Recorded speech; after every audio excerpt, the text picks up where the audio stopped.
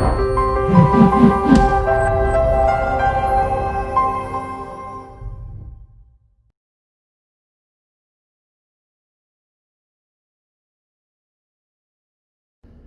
real estate nerds, this is Alex Yoder with Pro Tip Tuesday, my favorite day of the week.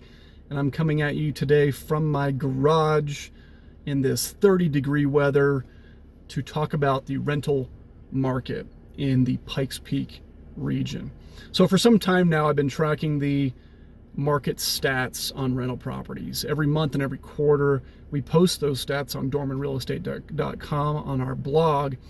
And something that I've seen that's pretty interesting in the last couple months is sort of what I want to talk about in this video. So let's talk about the history really quickly first before we get into that. What I've seen historically is in the spring, summer months, you see the average days on market hitting between like 14 and 16 days.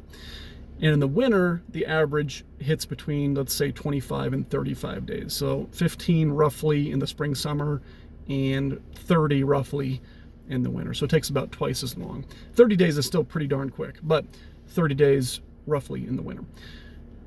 Also, the median rental rate tends to fluctuate. Typically, it can be 50 to 150, roughly, higher in the spring, summer, and that much lower in the winter as a median rental rate during the winter time frame.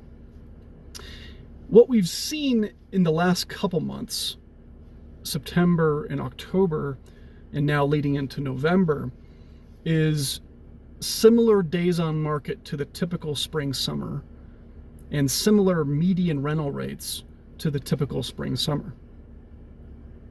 So that's something that I have not seen ever since I've been tracking these stats for many, many years.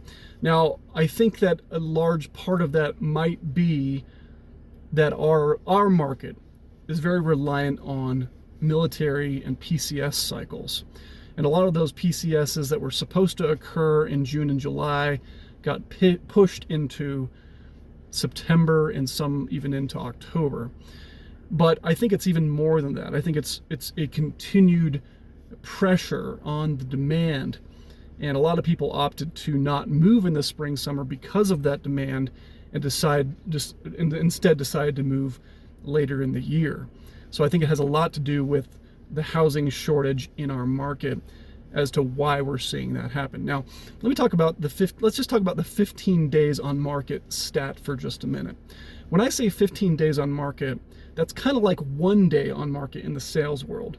Because in the sales world, they take a property off the market and put it into pending as soon as they have an accepted offer. But we as landlords and property managers don't typically take the properties off the market when we have an approved application, because around 30% of those approved applications end up backing out and taking a different property. So we leave it on the market until a lease is signed and we have funds in hand. So that's of course going to elongate that process. So you're talking, scheduling a showing, viewing the property, applying for the property, running the application, which can take several days in some cases, approving the person, negotiating the lease terms, getting them to sign a lease, getting them to bring in money. That's going to take some time. So around 15 days is a really, really hot market. That's crazy hot. And so it's still a very good time to have a rental in this market. And it's continuing, and that pressure on the market is continuing sort of into the winter. Now, from a landlord perspective, that's great. We love to see demand. But most of us really would rather see a healthy and balanced market, because when you have this kind of demand and this kind of a shortage in housing, you have a giant microscope on your industry, for legislation, which in many cases ends up hurting the industry and even the people who are customers of the industry. And that's why we have formed the CLLC, which I posted about, the Colorado Springs Landlord Legislative Coalition. I posted about that here in the Colorado Springs Landlord Forum, and we would encourage you to join. That is all for today. We'll see you next week.